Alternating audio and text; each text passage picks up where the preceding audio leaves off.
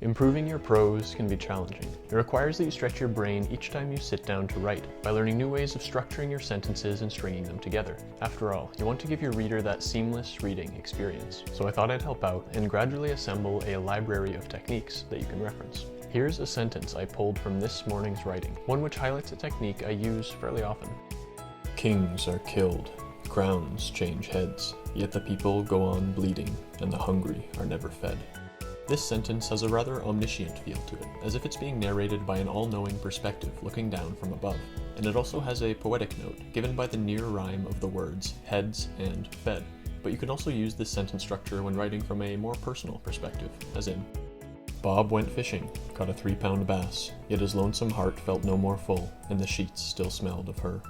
What I want to draw your attention to in both these sentences is the word yet, and how it allows the writer to tell, as opposed to show, in a rather elegant fashion, to my ear anyway.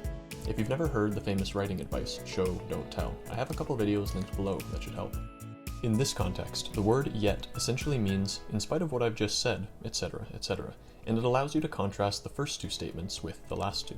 Here, Bob went fishing, an enjoyable activity, and caught a good-sized fish, an accomplishment worthy of satisfaction. Yet, or in spite of this, he doesn't feel happy or satisfied. Rather, he's still lonely and dwelling on lost love. This contrast allows a writer to convey quite a bit in a single sentence, and can also act as a transition from one scene, perhaps one where Bob is a bit depressed and decides to go fishing, to another, one where Bob has returned from fishing. If nothing interesting happens while Bob is out fishing, as is the case here, then it's a good idea to just tell the reader this information instead of showing a whole scene. Try and relate it to either the development of his character or of the plot. Don't just write, Bob went fishing, and leave it at that.